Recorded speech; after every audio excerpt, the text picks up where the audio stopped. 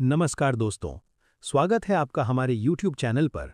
आज हम पढ़ेंगे 10 अप्रैल 2026 के महत्वपूर्ण करंट अफेयर्स, जो सभी प्रतियोगी परीक्षाओं के लिए बेहद महत्वपूर्ण हैं। तो चलिए शुरू करते हैं। पहला प्रश्न है, स्पेन के ग्रेनाडा में आयोजित ISSF विश्व कप में 10 मीटर एयर पिस्टल मिश्रित टीम स्पर्धा में जूनियर विश्व रिकॉर्ड के साथ स्वर्ण पदक किसने जीता? विकल्प हैं ए. पलक और मुकेश नीलावल्ली, बी. मनु भाकर और सौरभ चौधरी, सी. ईशा सिंह और शिवा नरवाल, डी. रिधम सांगवान और वरुण तोमर। सही उत्तर है ए. पलक और मुकेश नीलावल्ली। स्पेन के ग्रेनाडा में आयोजित ISSF विश्व कप में भारत की पलक और मुकेश नीलावल्ली की जोड़ी ने शानदार प्रदर्शन करते हुए 10 मीटर एयर पिस्टल मिश्रित टीम स्पर्धा में जूनियर विश्व रिकॉर्ड बनाया और स्वर्ण पदक अपने नाम किया। अगला प्रश्न है, दिल्ली देहरादून एक्सप्रेसवे पर बना एशिया का सबसे लंबा 12 किलोमीटर एलिवेटेड वाइल्डलाइफ कॉरिडोर किस राष्ट्रीय उद्यान से होकर गुजरता है? विकल्प हैं A. Jim Corbett National Park, B. Rajaji National Park, C. Dudhwa National Park, D. Nanda Devi National Park. सही उत्तर है B. Rajaji National Park. Delhi Dehradun expressway पर निर्मित ये 12 किलोमीटर लंबा एलिवेटेड वाइल्डलाइफ कॉरिडोर एशिया का सबसे लंबा गलियारा है। इसे वन्य जीवों की सुरक्षित आवाजाही सुनिश्चित करने के लिए राजाजी नेशनल पार्क के ऊपर से गुजारा गया है। अगला प्रश्न है, NHAI के नए नियमों के अनुसार यदि बिना फास्टैग वाला वाहन राष्ट्रीय राजमार्ग के टोल प्लाजा पर UPI के माध्यम से भुगतान करता है तो कितना टोल शुल्क पेनल्टी वसूला जाएगा? विकल्प हैं ए. सामान्य टोल शुल्क का 1.5 गुना, बी. सामान्य टोल शुल्क का 2 गुना, सी. सामान्य टोल शुल्क का 1.25 गुना, डी. सामान्य टोल शुल्क का 3 गुना। सही उत्तर है सी. सामान्य टोल शुल्क का 1.25 गुना। भारतीय राष्ट्रीय राजमार्ग प्राधिकरण के नए दिशा निर्देशों के अनुसार यदि कोई वाहन बिना वैध फास्टैग के राष्ट्रीय राजमार्ग टोल प्लाजा पर UPI के माध्यम से भुगतान करता है तो उसे जुर्माने के रूप में सामान्य टोल शुल्क का 1.25 गुना देना होगा। अगला प्रश्न है, हाल ही में किस सार्वजनिक क्षेत्र के बैंक ने ग्राहक संचार को बेहतर बनाने के लिए AI आधारित बहुभाषी प्लेटफॉर्म बॉब संवाद लॉन्च किया है? विकल्प हैं A. Bharatiya state bank SBI, B. Punjab national bank PNB, C. Canara bank, D. Bank of Baroda. सही उत्तर है D. Bank of Baroda. Bank of Baroda ने ग्राहक अनुभव और संचार को आधुनिक बनाने के उद्देश्य से बॉब संवाद नामक एक कृत्रिम बुद्धिमत्ता AI आधारित बहुभाषी प्लेटफॉर्म लॉन्च किया है।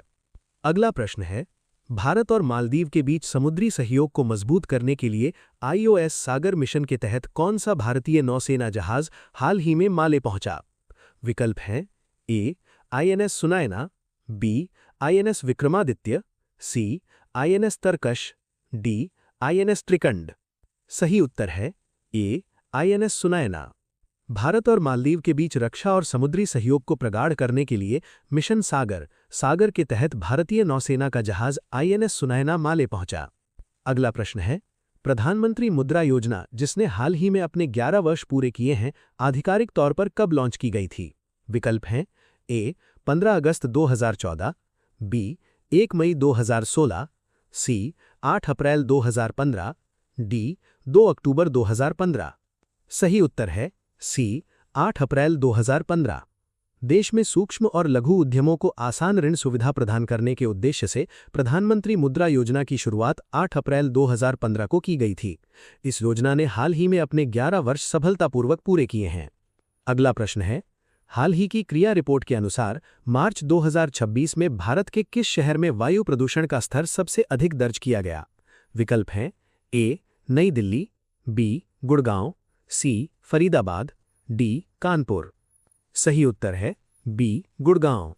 Centre for research on energy and clean air की रिपोर्ट के अनुसार मार्च 2026 में गुड़गांव को भारत के सबसे प्रदूषित शहर के रूप में दर्ज किया गया है। अगला प्रश्न है, विश्व स्वास्थ्य दिवस के अवसर पर हाल ही में किस राज्य सरकार ने माझा गांव आरोग्य संपन्न गांव मेरा गांव स्वस्थ गांव अभियान शुरू किया है? विकल्प हैं ए. मध्य प्रदेश, बी. गुजरात, सी. राजस्थान, डी. महाराष्ट्र।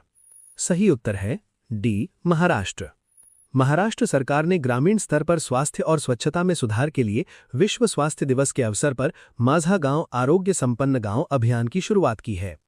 अगला प्रश्न है, हाल ही में किन देशों ने हॉर्मुज़ जल डमरू मध्य को फिर से खोलने के उद्देश्य से लाए गए प्रस्ताव को रोकने के लिए संयुक्त राष्ट्र सुरक्षा परिषद में अपने वीटो पावर का इस्तेमाल किया? विकल्प हैं ए. अमेरिका और फ्रांस, बी. रूस और चीन, सी. चीन और ब्रिटेन, डी. रूस और अमेरिका। सही उत्तर है बी. रूस और चीन। हॉर्मुज़ जल डमरू मध्य को फिर से खोलने से संबंधित संयुक्त राष्ट्र सुरक्षा परिषद के प्रस्ताव को रूस और चीन ने अपने वीटो अधिकार निषेधाधिकार का प्रयोग कर रोक दिया है। अगला प्रश्न है, my life in Indian politics नामक संस्मरण जो 2022 में प्रकाशित हुआ था, किस वयोवृद्ध राजनेता द्वारा लिखा गया है जिनका हाल ही में निधन हो गया है? विकल्प हैं ए. शीला दीक्षित, बी. सुषमा स्वराज, सी. मोहसिना किदवई, डी. नजमा हेपतुल्ला।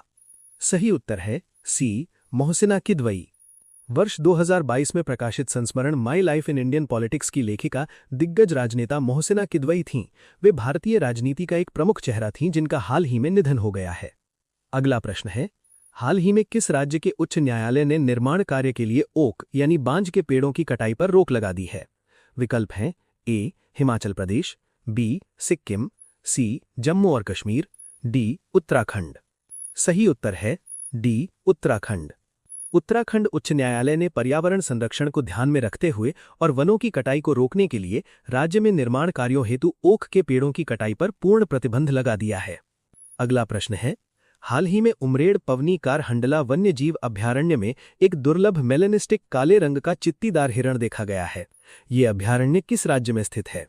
विकल्प हैं ए. महाराष्ट्र, बी. मध्य प्रदेश, सी. छत्तीसगढ़, डी. कर्नाटक।